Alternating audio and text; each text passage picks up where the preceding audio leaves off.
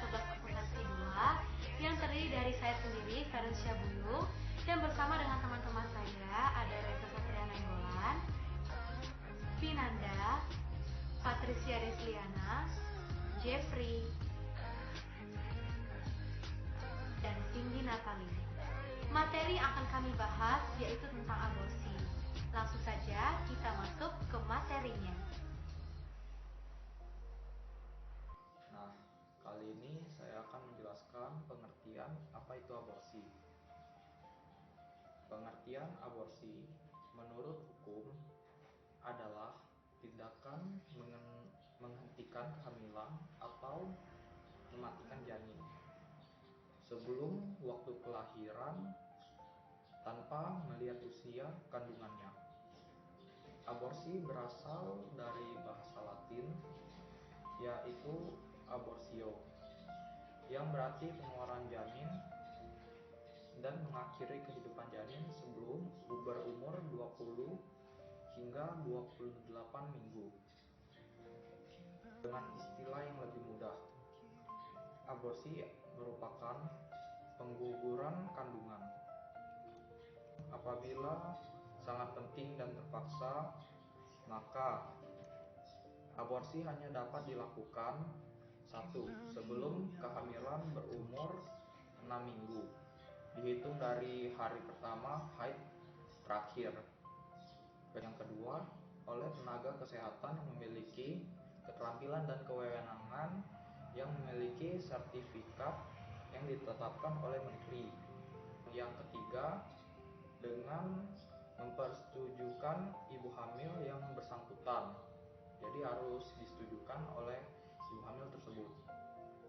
Kemudian yang keempat, dengan izin suami kecuali korban pemerkosaan. Kelima, menyediakan layanan kesehatan dan memenuhi syarat yang ditetapkan oleh menteri. Penyebab bagaimana bisa mereka berani untuk melakukan tindakan aborsi?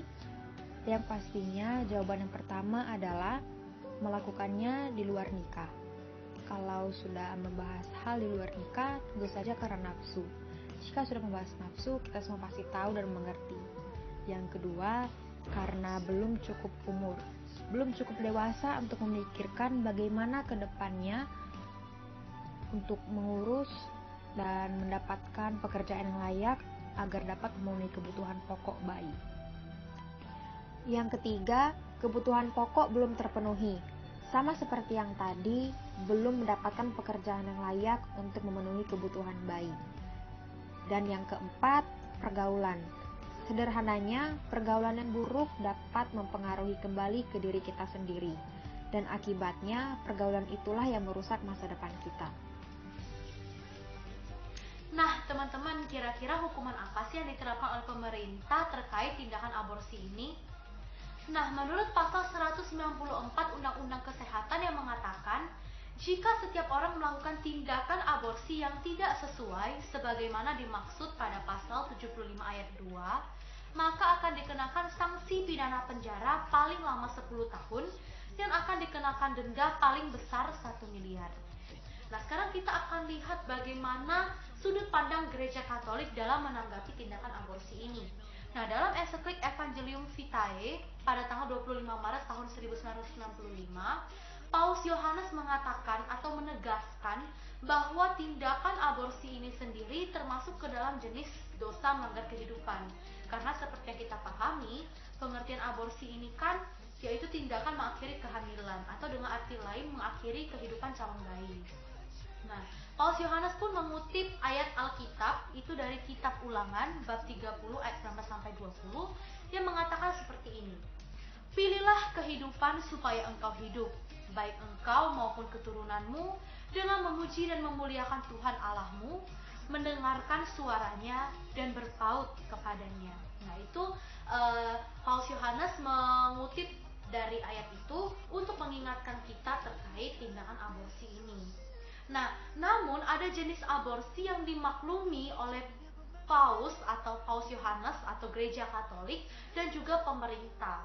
Aborsi itu sendiri adalah aborsi jenis truvatif, di mana aborsi ini dilakukan karena keterpaksaan, karena kondisi ibu hamil yang mungkin mengalami atau mempunyai penyakit genetik atau penyakit bawaan sehingga tidak bisa melanjutkan proses kehamilan lebih lanjut. Nah, maka pemerintah dan gereja Katolik akan memaklumi hal ini dengan syarat harus mau menyelamatkan salah satu nyawa, baik nyawa sang ibu atau anak. Jadi begitu. Nah, kira-kira seperti itu sudut pandang hukum terkait tindakan aborsi dan juga sudut pandang gereja Katolik dalam menanggapi tindakan aborsi serta aborsi yang dimaklumi oleh gereja Katolik atau pemerintah karena alasan tertentu. Lanjut, kita masuk ke materi selanjutnya. Saya ingin membahas tentang dua macam alat aborsi. Yang pertama, menurut istilah kedokteran, ada dua macam metode operasi yang paling umum, yaitu aspirasi dan evakuasi. Yang pertama, penjelasan aspirasi. Aspirasi ini bisa disebut juga aspirasi vakum, yang artinya jenis atau metode aborsi ini dilakukan saat usia kandungan berada di trimester pertama atau trimester kedua. Cara kerjanya adalah dengan menyidik janin dan plasenta keluar dari rahim menggunakan alat tabung kecil. Yang kedua adalah evakuasi. Prosedur aborsi yang dilakukan pada trimester kedua atau biasanya setelah usia kandungan melewati 14 minggu. Aborsi ini direkomendasikan bagi kasus kehamilan karena kondisi fisik janin yang sangat parah atau ada masalah media putus. Selanjutnya adalah dua macam alat yang bisa digunakan untuk aborsi. Yang pertama adalah manual vacuum aspiration atau disingkat dengan MVA. Nah, alat ini menggunakan tabung penghisap secara manual untuk mengeluarkan embrio dari rahim. Yang kedua adalah electric vacuum aspiration atau bisa disingkat dengan EVA, merupakan alat yang menggunakan pompa listrik. Resiko komplikasi aborsi. Setelah aborsi, wanita biasanya akan mengalami nyeri atau kram perut, mual, lemas, dan pendarahan ringan selama beberapa hari. Pada kondisi tertentu, tindakan aborsi dapat menimbulkan masalah kesehatan serius dalam waktu beberapa hari hingga sekitar 4 minggu setelahnya. Beberapa bahaya aborsi yang dapat terjadi adalah satu, pendarahan. Salah satu resiko yang sering terjadi setelah aborsi adalah pendarahan berat melalui vagina. Aborsi kehamilan di bawah 13 minggu memiliki resiko pendarahan yang lebih kecil dibandingkan kehamilan yang usianya sudah di atas 20 minggu. Pendarahan berat juga lebih beresiko terjadi jika masih ada jaringan janin atau ari-ari yang tertinggal di dalam rahim setelah aborsi. Untuk menanganinya, diperlukan transfusi darah dan tindakan kuret untuk mengangkat sisa jaringan. Kedua, infeksi. Infeksi merupakan salah satu komplikasi yang sering terjadi akibat aborsi. Kondisi ini biasa ditandai dengan munculnya keputihan yang berbau, demam, dan nyeri yang hebat di area panggul. Pada kasus infeksi yang berat, bisa terjadi sepsis setelah aborsi. Ketiga, kerusakan pada rahim dan vagina. Bila tidak dilakukan dengan benar, aborsi dapat menyebabkan kerusakan pada rahim dan vagina. Kerusakan ini dapat berupa lubang maupun luka berat pada dinding rahim, leher rahim, serta vagina. Keempat, masalah psikologis. Tak hanya masalah fisik, trauma psikologis juga dapat dirasakan oleh wanita yang menjalani aborsi. Perasaan bersalah, malu, stres, cemas, hingga depresi merupakan beberapa masalah psikologis yang banyak dialami oleh wanita setelah menjalani aborsi. Cara yang dapat kita lakukan untuk mengurangi tindakan aborsi. Yang pertama ialah segera mencari bantuan. Mungkin hal yang paling penting yang dapat Anda lakukan ketika menghadapi kehamilan yang tidak direncanakan adalah untuk berkomunikasi dengan profesional dan dapat menjawab pertanyaan Anda. Maksudnya dari ini ialah segera mencari bantuan kepada orang yang lebih terlatih dan sehingga dia bisa mendiskusikan keadaan Anda. Yang kedua, hindari keinginan untuk mengisolasi diri Anda.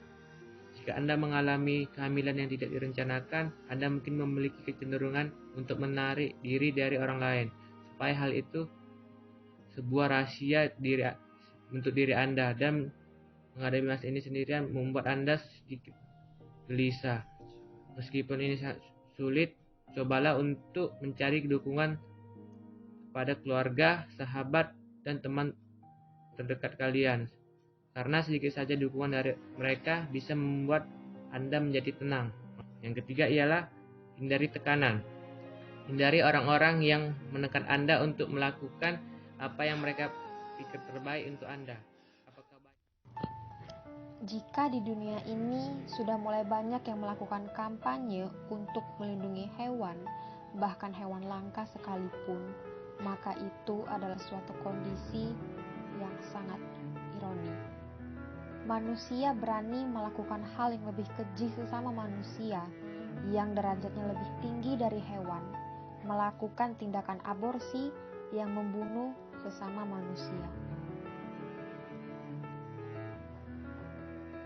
Jika aborsi diperbolehkan, disahkan, dilegalkan secara hukum, maka itu adalah suatu ironi yang sangat mengenaskan. Mengapa sangat mengenaskan? Bahkan ikan lumba-lumba pun dilindungi mati-matian, tetapi bayi-bayi manusia tidak dilindungi, bahkan dimatikan. Sekian materi aborsi dari kelompok kami. Mohon maaf apabila ada salah dan bertutur kata. Dan apabila ada yang bertanya, silakan komen di kolom komentar. Terima kasih.